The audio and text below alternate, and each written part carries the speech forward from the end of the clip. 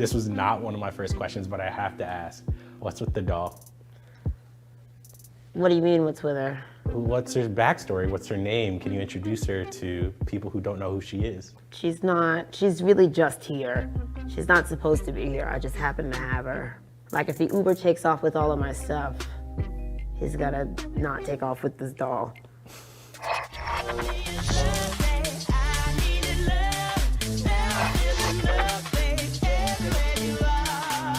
You mentioned that Anna Wintour is about finding yourself and finding God. Can you describe the moment you realized you found God? I have that moment so many times, and every time I have the moment, it's bigger than the last time I had the moment. So it's kind of not something that I can really, or that I want to really define. I think if I make a definitive statement about it, then I'll stop finding it. You know, I'll kind of cut myself off from it. What is it about Anna Wintour, the person, that made you want to make a song that has her name in the title? The reason I wanted to call this song Anna Wintour was actually because the beat was a remix of my song Ice Princess from Brooklyn Expensive Taste.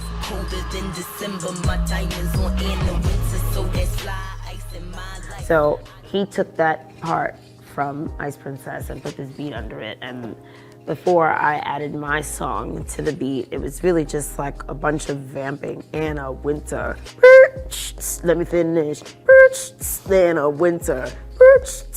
It really informed my song.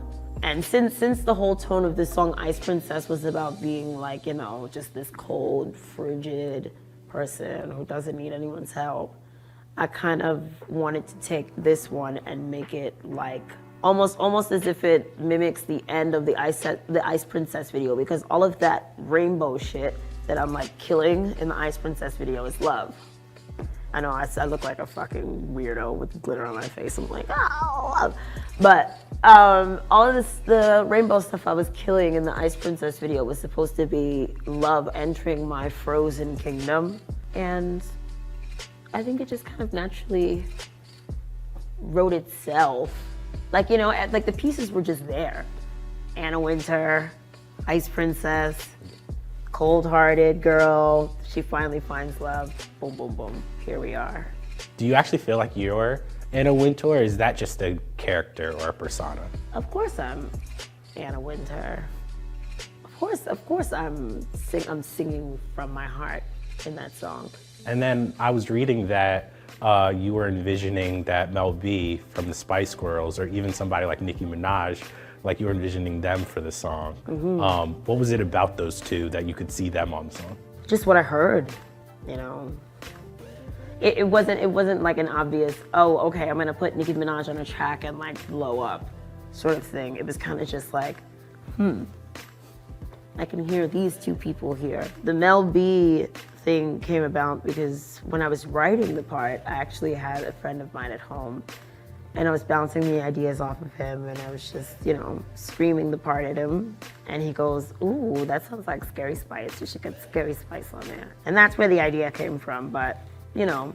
I couldn't tell if this was a joke or not, but did Anna really call to say she loved the song? Oh no, of course not. I don't think she would, even if she did like the song.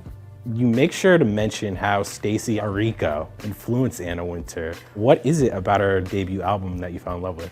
I like those super carefully crafted Christian pop songs that kind of like skirt the lines of a love song and like a gospel song. Speaking of genre, you make sure to classify Anna Wintour as a dance pop, hip hop song, and it sounds very house influenced. Do you ever feel more accepted in that dance world, pop world, rather than hip hop? I'm not sure, because it changes every time, you know? The rules of these unwritten rules of hip hop change every week. Did you look to anybody from the past, be like, this is how I'm gonna attack this beat? Shaka. I think a lot of the music my mom played when I was a kid kind of influenced me subconsciously as a child, and then once I became an artist, it all just kind of like started to, like, I remember that. I remember how to do that. I've heard that on repeat a million times. I definitely thank my mother for always having a lot of different kinds of music around me. On Instagram, you said Anna Wintour is going to be the gay wedding anthem of summer 2018. I can just imagine everyone walking down the aisle to this joint. When you're creating the song, did you have it in your mind that you wanted to appeal to your LGBTQ fan base? It just kind of turned out to be that after the song was done. You classify your music as C-punk, and obviously the mermaid is a running motif throughout your music. What is C-punk for people who don't know? To me, it's like a time capsule. It's like a theme and like a time and a place that kind of just moves along with the people who were kind of like the pioneers of it. Like, so all these Tumblr kids and all these whatever, they'll like argue. They'll be like, Azealia Banks didn't invent C-punk, she didn't invent C-punk. And, you know, while I may not have invented it, I definitely like am kind of the face of C-punk. You know what I mean? Yeah. Fantasy, Azealia Banks, that was a time. You know what I mean? Like, I jumped onto all that Tumblr aesthetic and was like, I really connected to it and it became like a part of me.